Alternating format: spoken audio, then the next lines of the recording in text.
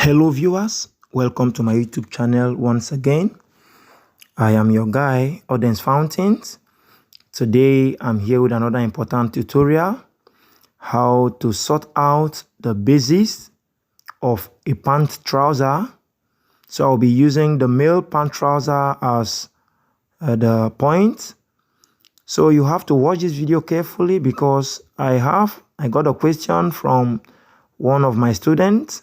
That is the more reason I'm dropping out this tutorial again. I've made some tutorial on pants cutting, but today is another unique one, and I'll be leaving some explanation that you might not have heard from the other one. So you have to take note what to note and what not to do while cutting your pant trouser to avoid errors and mistakes spoiled in the trouser after it is finished. So you do well by subscribing to this channel and turn on your notification so that as we upload new videos that will be helpful to you, you will be notified. Thank you and have a nice time. Let's go straight to the tutorial without delay. So these are the measurements I will be making use of. So the length, the waist measurement, the laps, that is the thigh, the knee, and the round, that is the ankle. So I will be telling you how to calculate your crotch, and that stands for any trouser or any measurement you are making with. So we are going to start from the waistline. So this measurement I'm giving you today are the basics for cutting any pattern of trouser.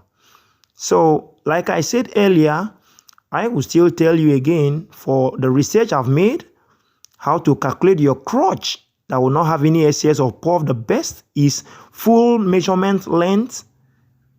The length of the measurement divided by 4 will give you your accurate crotch. So where I marked up there is the pocket. So now the knee is full measurement divided by 2 plus 1.5 inches. So just take note again. And now the full length is full length minus half inches. Have you seen the half inches is completed by the waistband? Have you seen plus 2 inches allowance for the folding? Now I'm going to be transferring the same measurement all through so that I will join the point. So you have to watch this video because if there's anything I didn't drop the other videos, I will drop here. So you go in by 1 inches. 1 inches is for the hips so that in case you are drafting, you will not be short of the hips measurement. So the laps is divided into 4. Have you seen? So instead of other things that you are going to divide into 4, since we have only 2 laps, it's now divided into 2. Have you seen it? 2, that is the 26.5 divided into 2. And now the laps you have there to that 1 inches you mark is 13.25. Now you divide that 13.25 by 2, the midpoint. Now you are going to transfer the midpoint all over. The midpoint of the lap is including the 1 inches you removed from your laps here. Have you seen it?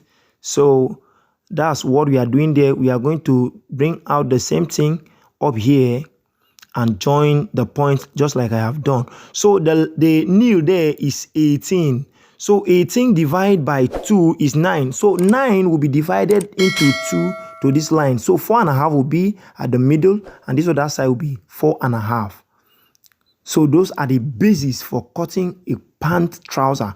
So you have to watch carefully because I'm going to be unveiling another one as this video continues. So from that point there, I marked that 2 inches in for the crotch. We are going to be minusing 1/1/4. Have you seen 1/1/4 from that point there to mark our waist? So the waist is 34 divided by 4. That is 8.5 plus 1 inches sewing allowance. So half inches going for the zipper and the half inches for this other side. So watch how I use my French cuff to connect those points.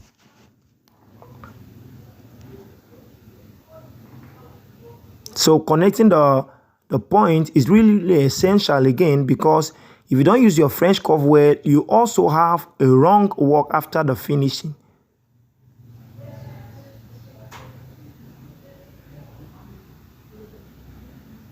So I'll be needing another French curve so to connect the ankle to the knee. If you use this exact measurement and tutorial, you apply it to your pant cutting, you have a different shape and the best shape of cutting a pant. So in that angle there, I'm going to be going in by 3/4 of an inch so that it won't be too tight or too loose. You will not have excesses there. So because of the slant of the front bodies, we are going in or down by 3/4. You connect it like that. You know the back side of a human being is bigger because of the buttocks. So the zipper allowance there, the notch there is 6 inches. So you can increase it based on your length, the length of your client. So I'll be cutting it out like that, following that line exactly. So to have a good pant, you have to be able to cut according to what you have sketched or drafted. It's very, very important again. So you must know how to handle your scissor so that you don't have any shortage when cutting it. So this is another way you have to place your fabric so that you can be able to economize your material. So look at how I turn the thing upside down. The upside of the pants before now is now at the downside to really reduce the consumption of the fabric. So in this space here, I'm going to keep a space like 3.5 inches. 3.5 inches for there to be freedom in the lapse space. You see, up there is 2 inches. The 2 inches there stand for 1 inch for the dart and 1 inch for the sewing allowance. That is half and half because we already added another inches at the front measurement. So here is 2 inches all through, exception of the knee that has 2 1/4. So we are joining those lines like that, connecting these ones all through. So if you don't have a French curve or any of these tools, you have to try and get them because they enhance your drafting abilities. So have you seen? So now up here, I will be going up by 2 inches. The puff, what I want you to note now that I was saying is the puff that comes out from the trouser or the SSEs is a result of if the front crotch is long and the back is not long. For somebody to draft it so that there will not be a low waist at the back, it causes SSEs. Just take note of that point. So that is my pocket pieces for the back pocket, the wallet pocket. So I will be cutting it out. Just watch as I cut this out completely. And make sure if you find this tutorial helpful and you haven't subscribed, subscribe to the channel so that we'll keep updating you each time we upload a new video. And by that, it means you have to subscribe and turn on your notification because that is the only way we can keep updating you with current tutorials that will boost your fashion life. So that's the pocket pieces that are fitting for the front pocket. So if you need the tutorial on how to fix or how to attach all these things, go to my playlist. I have them there. Wallet pocket, the front pocket, is it jean pocket? We make the tutorial, or just turn on your notification for more tutorials that are coming. So in case there is any question so far from the tutorial you've learned, that is the zipper, just drop it down below the comment section. I am always ready to attend to any questions, anytime, any day. So that's the waist, because the waist is coming with a waistband. It's 3 inches. You can make it 2.5, but the best waist gum you can use is 1 1/4. Have you seen?